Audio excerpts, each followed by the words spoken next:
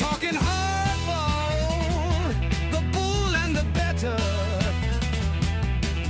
Talking hardball, part of Betting Weekly. Handicappers, they're all in the know. Pick some winners and then we say, let's go. So come on, it's time to watch the show. We're talking hardball, Ken Griffey's grotesquely swollen jaw. We're talking hardball, over under on the hot dogs. Talking hardball, bring your giant bag of peanuts.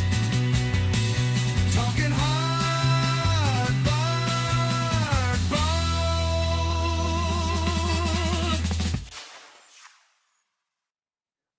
Happy Tuesday to everyone. Welcome into the latest live edition of Betting Weekly Hardball. I am Doug Kezirian alongside professional bettor Chris Macero. We have our own baseball series, a 3-game set, Chris. You and I, both Monday, Tuesday, and Wednesday. Oftentimes, there's a nice rotation to break up any potential monotony, but we have a 3-game series here, you and I, and here we're in game 2. Well, the bookmakers got the best of me yesterday, so we're gonna have to come back a little bit better effort today.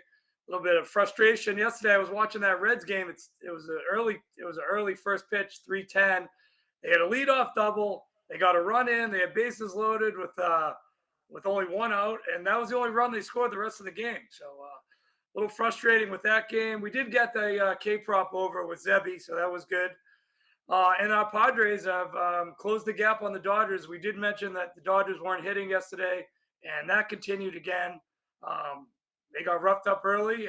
Angels held on. Padres, got a decent outing out of Yu Darvish, and we're one game back. And those 18-1 division bets that you were alluded to earlier this month, actually last month, we're right on the doorstep now. I mean, this is a serious race, and the Dodgers are reeling, no bullpen like we mentioned, not hitting, a lot of injuries in the rotation. So we're a live dog here. We're a live dog. Yeah, Padres currently plus 340, so plus 1,800, certainly value. Look, you went 1 and 2 yesterday. You're acting like you laid 0 and 4 or something like that. I went 2 and 1, so a lot of wash. And you had a no hitter going against you. That doesn't help the overs, but it didn't even help my run line in that game. So it is what it is. We're going to turn the page. A lot of good stuff to get through. Some interesting matchups. Yesterday was a reduced card, but we have a beefy betting card. And just a reminder to all those listening, if you like what you hear on our show, sign up for the newsletter. Get exclusive tips and the free Insider magazine. Sign up for free at bettingweeklystudios.com. And this is a betting show for bettors. And we don't mess around. We don't do the fluff. We get right into it. And there is certainly a marquee game here. Something has to give because the Milwaukee Brewers have won 10 straight games, 30 games above 500, best record in baseball, and they are facing Paul Skeens, who's a minus 500 favorite to win the NL Cy Young. He's been an absolute beast, although did get touched up at Coors Field, so maybe shouldn't be looking to go to Colorado the next time for his next team. But as for this matchup, the Brewers are home favorites here, minus $1.30 at Bet Rivers. The comeback plus 106. Low total with Peralta on the bump for Milwaukee. 7 with under minus 125. So that's interesting. Chris, I know you're not always looking at the Nerfies, but for the first time in about a season and a half, there was a run scored in the first inning of a Paul Skeens start. So that happened for the first time. Usually that's been cashing, I think like 30 straight or something crazy like that. But as for this matchup, with the Brewers winners of 10 straight, minus $1.30, what's your read? Well, I mean, you can't really go against Milwaukee, but it's kind of just a stay away game. It's one of those games you just kind of want to watch. It's an enjoyable game. You got Skeens, like you mentioned, leading the Cy Young race by a lot. And as you said on the show yesterday, maybe it was just too easy. We should have just took Milwaukee, and it was too easy. They just, they steamrolled the Pirates, who just don't put up much of a fight offensively. Like we said, what are they going to score? Maybe two, 3 runs. And then you got Peralta tonight, though. I mean, he's no slouch either. 13-5, 3.03 ERA, really solid at home. 7-1 with a 2.13. One guy that hits him pretty well though is Brian Reynolds, 4 for 36 at a 389 clip. So maybe you look for a hit prop or a total basis prop or hits plus runs plus RBIs for Brian Reynolds. But this game, I mean, this game is just it's just too tough. I mean, it's probably a nerfy. I know Skeens hasn't given up a run in a ridiculous amount of starts, but Pittsburgh in his last 2 starts has scored a run in the first inning, which is kind of odd. So kind of got to be careful. Kind of got to be careful with the nerfy, just based on, for some reason, Pittsburgh has scored the first inning of his last 2. But this is going to be a stay away game. Watch it. Hopefully, real entertaining. See if the Brewers can keep it going. I have them for the NL at plus 900. So very exciting that they're moving into the 1 seed. Will they ever be able to get by a first round opponent in the playoffs? That's a whole nother story. They always seem to struggle versus the Dodgers, but maybe this is their year. We'll see. All right, we shall see. So no play for you. No play on the total either. Gosh, 7 is such a low one. We have seen a couple 6.5s, but 7, I guess it makes sense with Skeens involved and then also the Pirates offense. But the Brewers, nobody wants to get in front of that train, even with plus money and Skeens. I don't blame Chris because I certainly am not either way. We're going to stick with the streaking theme. The Mariners, or rather the Mets, have lost 7 straight. They were off yesterday, so maybe a much needed day off. Minus a $1.48 with Holmes on the bump, hosting the Braves. Spencer Strider's going for Atlanta. This Mets team, I believe, was in first place not too long ago. Now they're 6 games back. Over under is 8. I would bet over, if anything. The Braves have been a giant disappointment this year. One of the most losing bets in all of baseball behind the Rockies, I believe. So the second worst. But they've shown some life. Beat the Marlins on Sunday, 7-1. And now they are underdogs here. How do you assess this, and what role does the day off play into your handicap for a Mets team that's lost 7 straight? Yeah, I like that you mentioned that. I noticed that. I go, this is probably the best thing they needed. They probably needed a day off, get their act together, try to regroup. I'm not a big fan of Spencer Strider, especially this year. Over 4.5 ERA on the road. But the thing is, the Braves have won 3 in a row, so I don't like to usually get involved in taking the team that's lost 7 versus a team that's winning 3 in a row. It would definitely be Mets or pass for me because I like the day off. I like the way Holmes is pitched, especially at home. 3.5 ERA at home. I do like. I think I'm going to play a prop. I'm not sure how I'm going to play it yet, but Brandon Nimmo, 9 for 22 at 409 with 2 home runs versus Strider. He's minus about 170, 175 to get a hit. 2 hits is plus 300, and hits plus runs plus RBI you can get over 1.5 at plus 100 or around that type of juice. So I haven't decided how I'm gonna play yet, but I'm gonna be involved in somehow of a Brandon Nimmo prop on this game. Okay. So you like the day off, but not ready to pull the trigger at $1.48. I would agree. I think Holmes is not worthy of being that big of a favorite.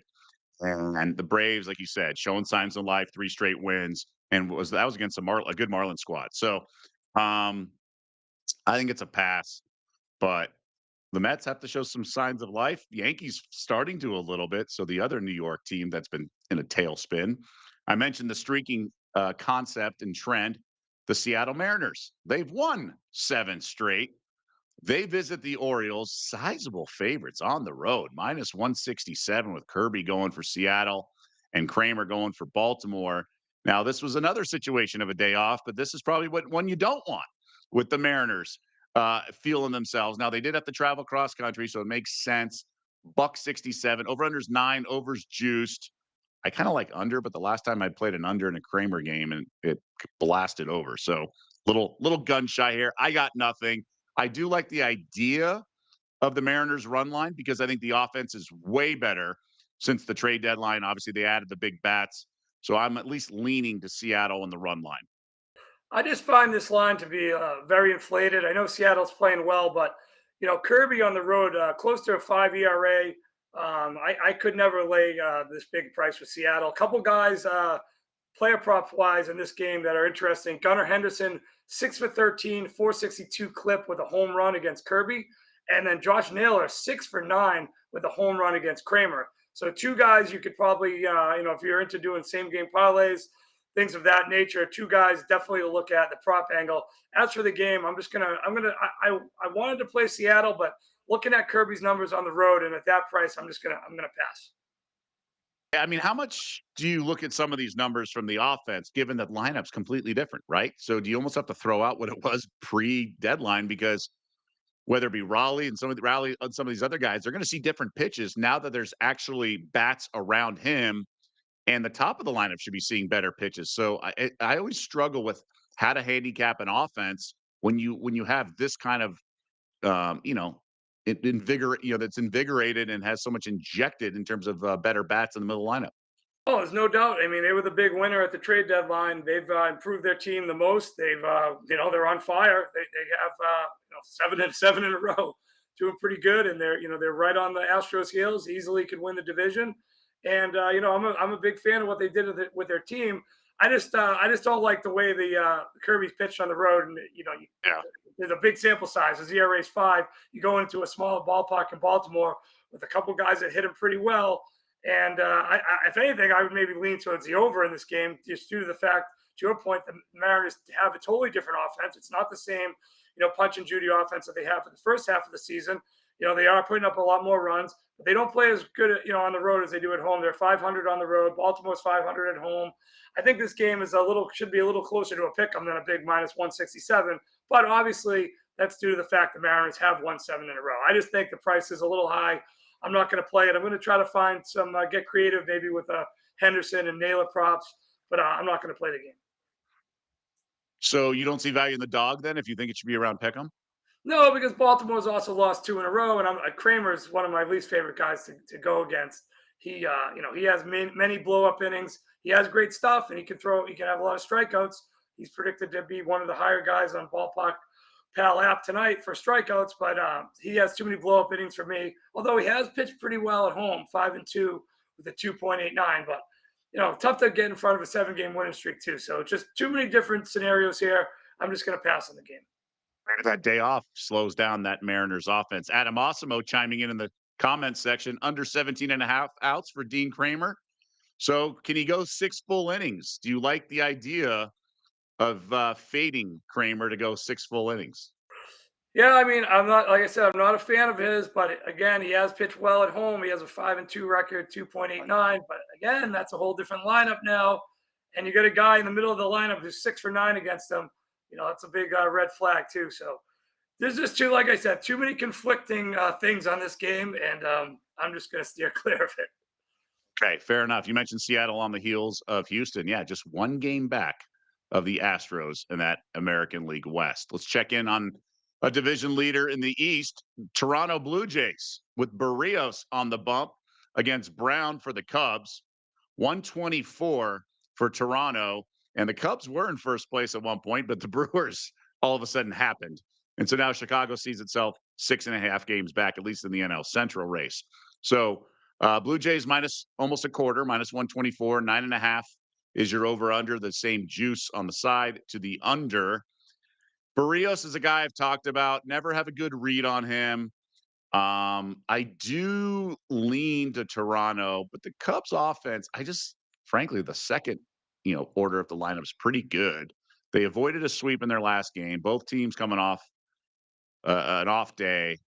For me, the Blue Jays at home are kind of a wrecking ball. I think this feels a little cheap. Yeah, this is the fishy line of the day. So I'm going to steer clear of this one as well. I mean, Ben Brown has been horrible. 5-7, 6.04, 6.29 on the road. You got Toronto. I know they lost 2 or 3 to the Dodgers, but they got that big win on Sunday. The come from behind win, and they're coming back home on a day off. And Barrios pitches well at home.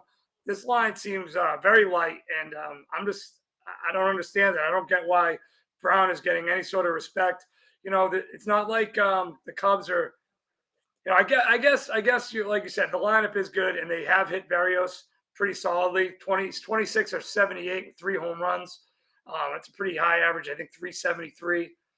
So maybe this Cubs lineup is, they're waiting to feast on Barrios. So, but I can't believe that Ben Brown is getting, this type of respect. I would figure this line would be at least minus 150. So that's why it looks a little fishy. I'm gonna steer clear of this one too. Now you're a veteran handicapper and better. To stay away. I'm going to take the bait. I'm going to play the Blue Jays. Yesterday, I played the Brewers on the first 5 line, got there, but man, it was a hefty price at $1.82. I'll do it with the Blue Jays. I think the day off and the travel, they're back at home. Cubs are good though. Cubs are a good squad.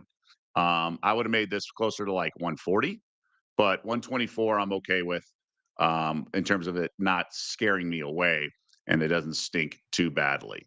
Let's check in on the Yankees, who are 6 games back of the aforementioned Toronto Blue Jays. They got back on track a little bit yesterday, starting to sort some things out. They're hefty favorites, 245 on the money line with Carlos Rodon on the bump. And you nailed the pitching prop. You got the strikeouts from Zebby yesterday. Over under here is 9. Yanks bats waking up a little bit, dare we say? I mean, I know Judge is back. I don't know who's pitching for the Twins. I would look to the over a little bit. Rodon just not nearly the same pitcher as he was from the beginning of the season, although he did pitch fine in his last game, but nothing like the early part of the season at stretches. He's been what we expect. I lean over here, but no play for me. What about you? Well, we were discussing this yesterday. I mean, how many times have the Yankees just beat the Twins? I mean, the Twins never, ever, A ever, million in the playoffs, I'll tell you that. ever beat. Yeah, it's like they never beat. I mean, their record, it must be something like 50-10 the last 60 games. They just never beat them.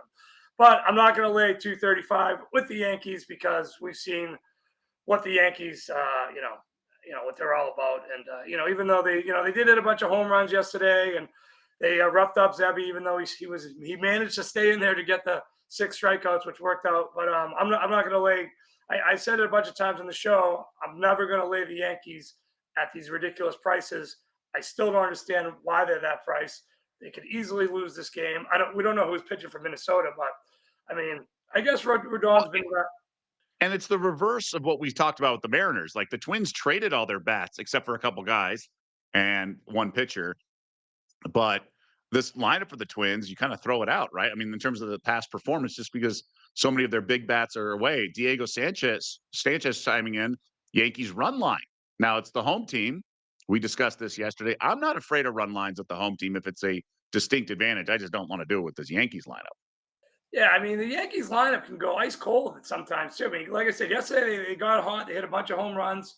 Got up with an early lead, and they won the game. But I just don't like laying these big prices with the Yankees. I don't like laying big prices, period. But I guess Minnesota, they should have like waved the white flag, last week. But they were scrappy, and they beat Detroit. They beat Kansas City a couple games. So they're obviously not giving up. And whoever the young guys that we don't know that they brought up, they're obviously, major league players, and they're fighting, trying to get, spots on the team for next year or some other teams in the future. So I expected a lot less effort from the Twins, but they've been fighting even since the trade deadline when they pretty much gave away the whole team. So, but I'm not going to lay 235 with the Yankees. And, maybe when we get a pitcher from Minnesota, we can look back at this game a little bit more. But as of right now, no play in the game. All right, I did a little Googling. So the Twins and Yankees over the last decade have played 59 times. How many wins do you think the Yankees have in those 59 meetings? I almost want to say 50. Okay, not quite. 43. So they're 43-16 against the Twins. I believe that includes the playoffs. How about since 2002? They've played 149 times. This is a little lower than I thought. 102-47. So it's really the last decade. That 43-16 is absurd. Now I know the Yankees are the Yankees, but they haven't won since 09. So it's not like they're vintage Yankees here. And 43-16 is telling for sure. That's incredible. It just seems like every game you just can't. And some crushing defeats. Remember when they had Joe Nathan as their closer? He just couldn't get it out of Yankee Stadium. He must have blown. I think he blew like 3 consecutive saves or something. Yeah, the Twins it's not. I was with great Paul Howard yesterday. We were just talking about being a Minnesota native. Minnesota sports fan. Just not much to be happy about. Yeah, Cleveland. I remember. So I was with him the day Brett Favre threw the interception across his body to the Saints in the NFC Championship game, and the next day he opened his radio show. Move over, Cleveland. There's a new number one. It's the Minnesota fan base. That was torturous. So that's when he said it all shifted. Now, that was obviously before LeBron won a title with the Cavs, but obviously the torture we know from the fumble, the drive, all the Cleveland mistake by the lake. But man, the Minnesota fan base is certainly heartbroken. I have a good buddy who's a Minnesota fan and stuff like that. He's like, I just never believe they can actually do it. Reminder, it is soccer season around the corner. So the first Betting Weekly English Premier League episode just dropped. Nigel, Jack, and Dan preview the upcoming EPL season, discuss their favorite futures play. Go check it out, all under the Betting Weekly umbrella here on the Bet Rivers Network. You mentioned the Dodgers and the Padres, top of the show. The Padres could pull within a tie of first place today. The Dodgers continuing their freeway series with the Angels, those Halos bats we talked about. And I give you a lot of credit, Chris. You get me off a lot of favorites. You're like, be careful, blah, blah, blah. You got me. The Dodgers bats weren't hitting. And out of nowhere, Yamamoto got rocked. But I think you do a nice job of just cautioning some of these big money lines. Well, there's another one here with the Dodgers. Sheehan going for LA. Medeiros going for the Halos. Over under of 10. 10's a big number for SoCal. Not exactly super humidity or altitude, but Dodgers are reeling. The comments post game said we got to figure this out. They said all the right things, but that doesn't mean they're going to. And I would say caution here.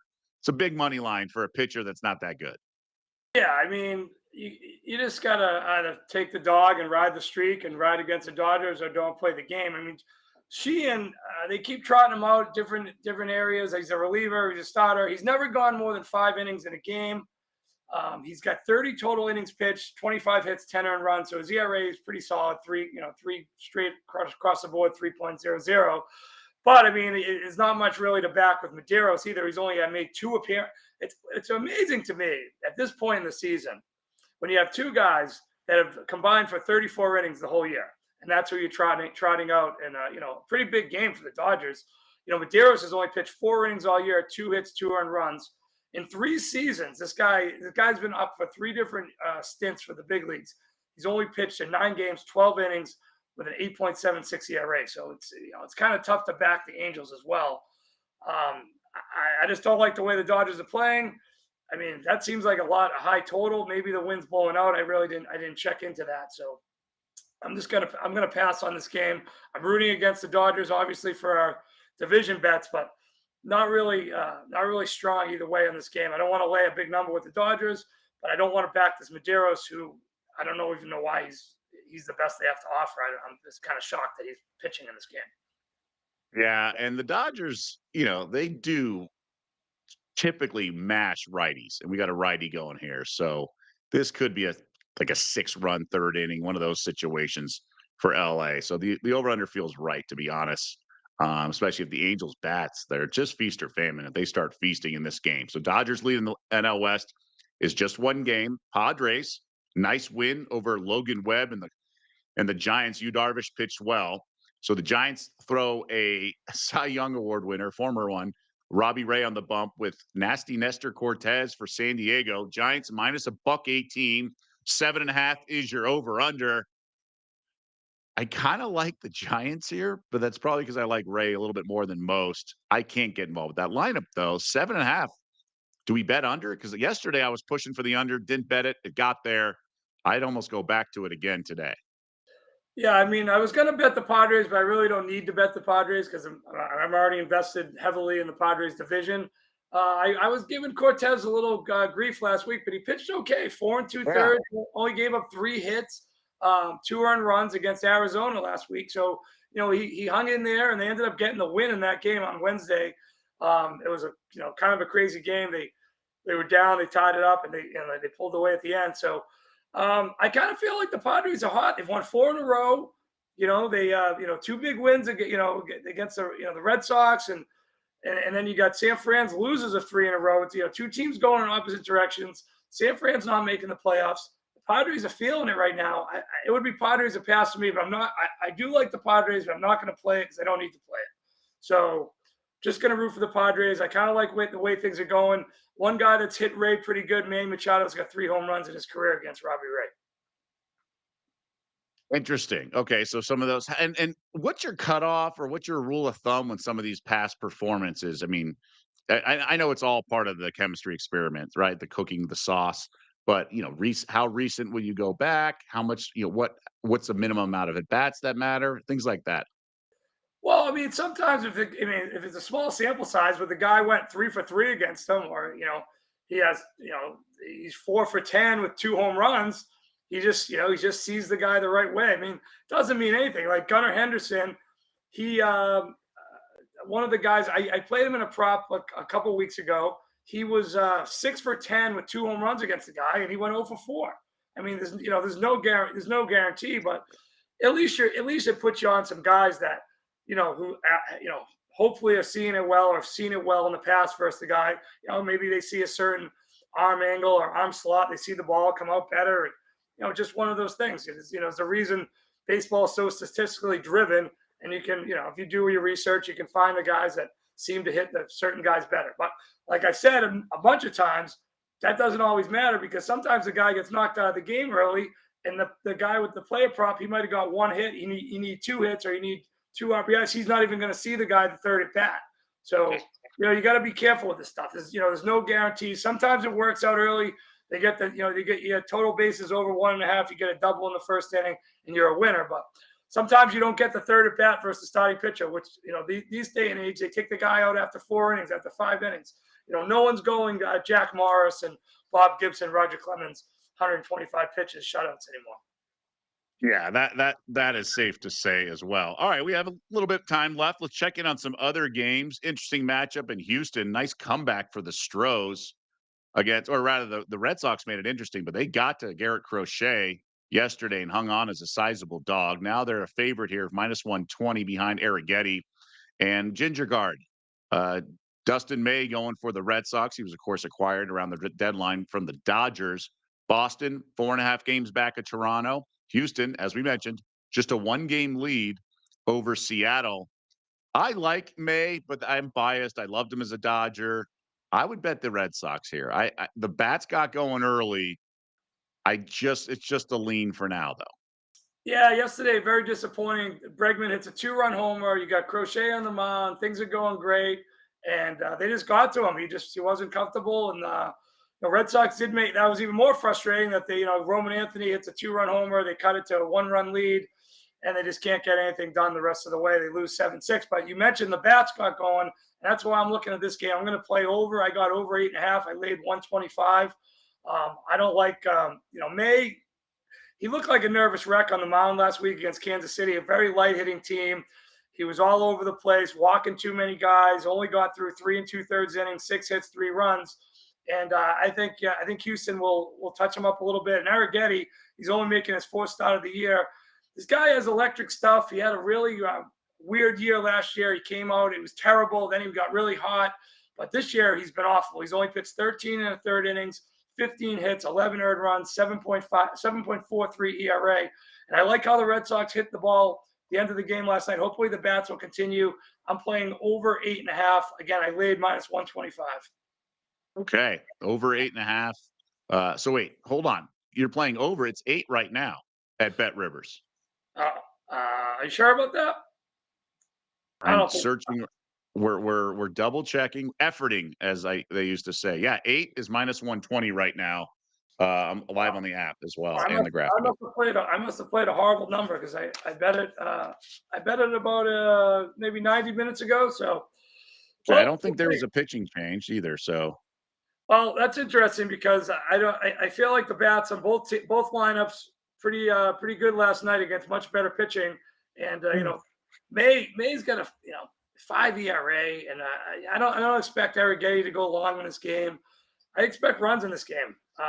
Red Sox lineup hasn't been the issue. They've been one of the better lineups in baseball. The pitching has been good from the main guys, but when you got May in there, he's pretty much a spot starter. I'm surprised they're even keeping him in the rotation, but that's what happens when you don't make a big move at the deadline and you don't get Joe Ryan or one of the other arms that people were talking about, and you only go for Steven Matz and May. So I'd rather see Well, I'd rather see Matz as a starter than May, to be honest with you.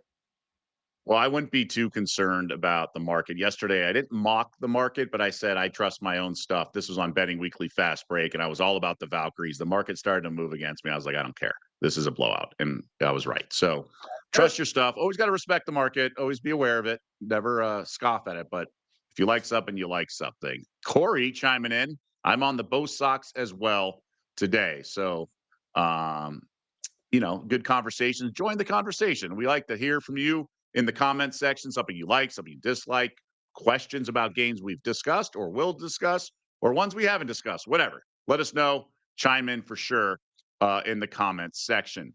The Marlins were red hot for a while. They lost 3 straight, though. They're now in Cleveland to face the Guardians. Remember, Cleveland was like a punchline for so long. Now they've won 9 of 11. They're a game back in the wild card race. They're home favorites here at minus $139 with Logan Allen on the bump, Jansen Junk going for Miami. Nice day off.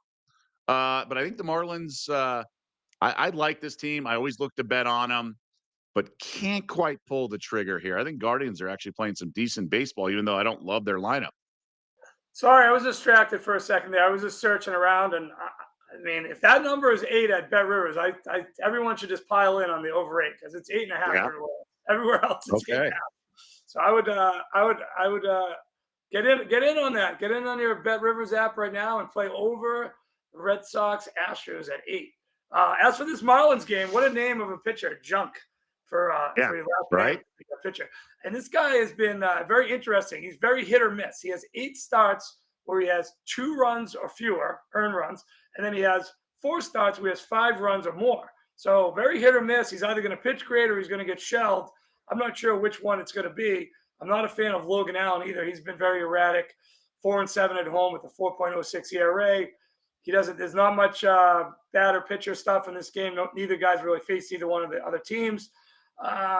Both teams on losing streaks, although Cleveland's only lost 1.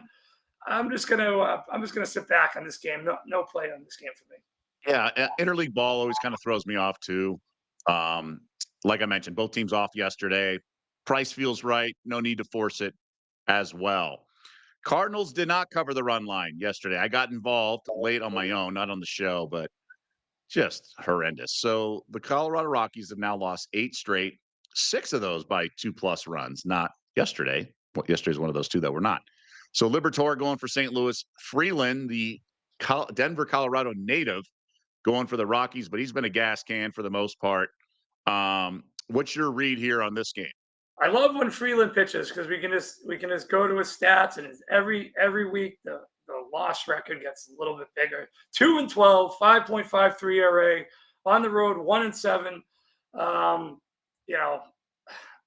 They're eventually gonna win a game, but maybe not. They're 14 and 46 on the road. I know I had the over yesterday and we didn't get there. It was only 3-2. I'm going to try the over again, 8.5. Liberatore, not too great either, 6-9, 3.98. You figure they're going to the Rockies team has to score a couple runs against this guy, and you figure St. Louis is going to hit Freeland because everyone hits Freeland. So I think 8.5 is a doable number. Again, we didn't get there last night, but I'm going to try again tonight. Not my strongest play, but I'm going to play over 8.5 runs. All right, so over 8.5, minus 114 for you. I'm still itching to get the Cardinals run line back. I think Freeland can get absolutely tagged, but you're right. Michaelis had a no-hitter through 5 or something like that. So maybe the Rockies bats wake up a little bit. I will pass, but you're going over 8.5 for that game. Let's check in on some other games. Reds and Phillies. Singer going for Cincy. I like his game. Ranger Suarez going for Philadelphia. Phillies, understandable road chalk, minus 157. 9.5 feels high, Chris. Maybe it's a humid day in Cincinnati. For me, an early read is under.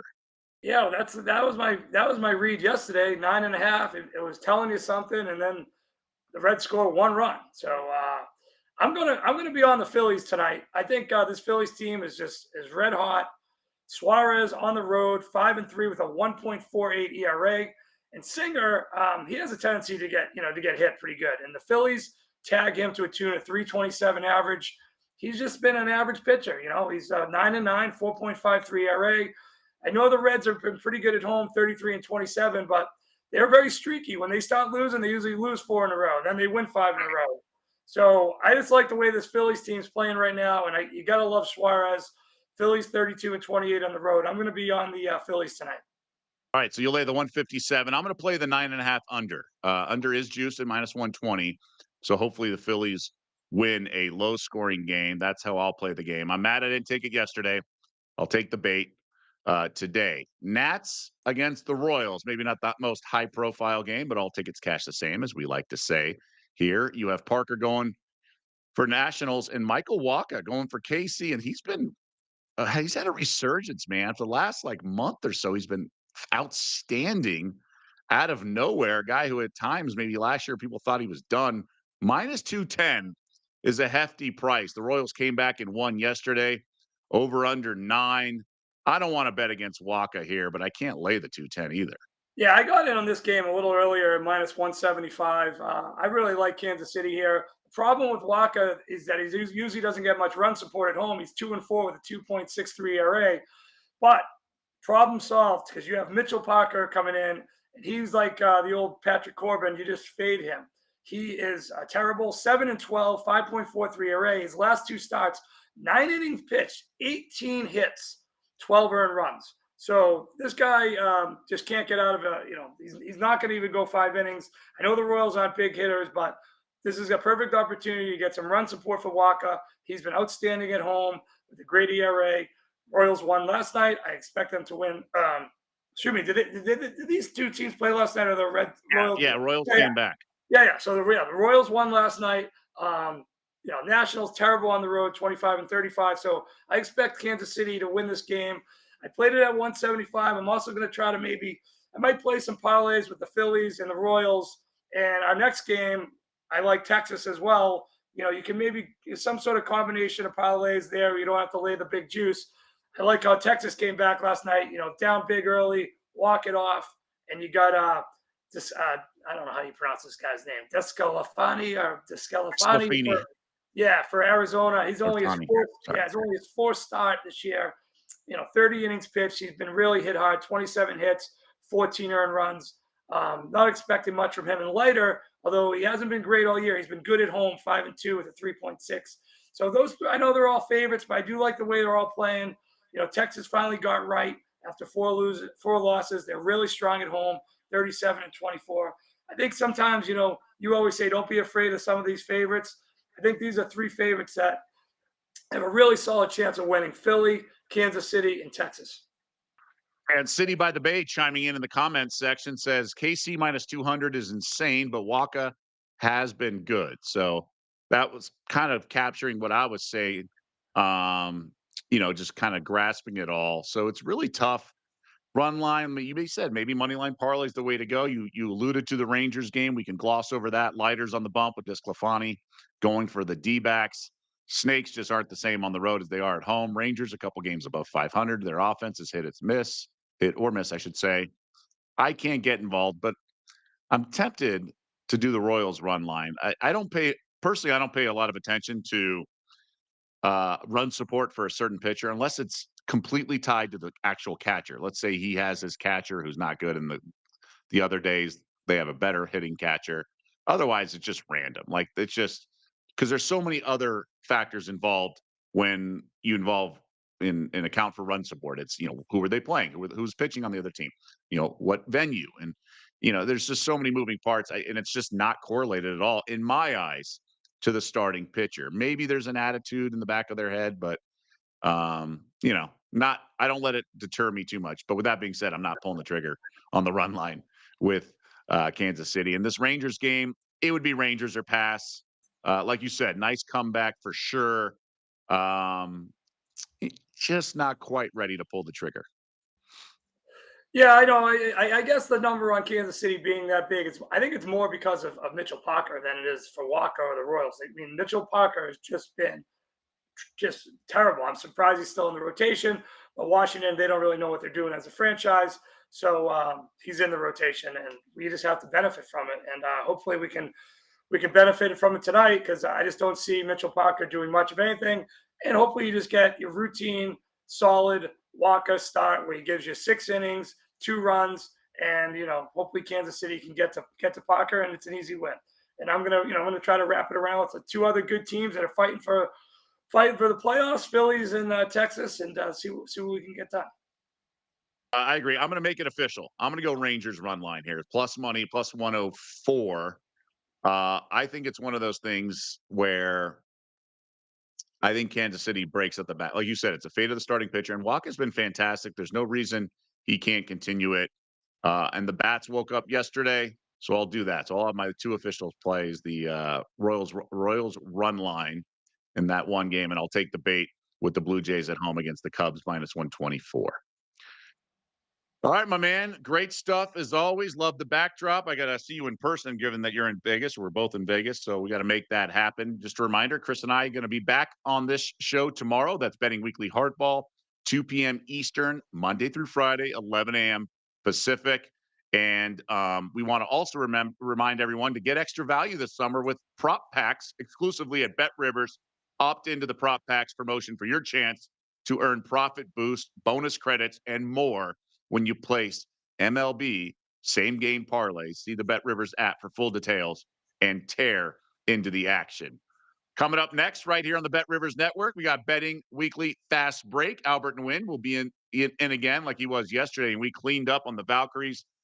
Combined 3-0 on the show. Sarah's stepping in the host role, so they'll have good dissection of both games tonight in the W. Also look ahead at some futures with about a month to go in the regular season. But that's going to do it for this edition of Betting Weekly Hardball. We always appreciate your time and liking and subscribing the podcast, and the comment section was certainly active. So we always appreciate everyone getting involved.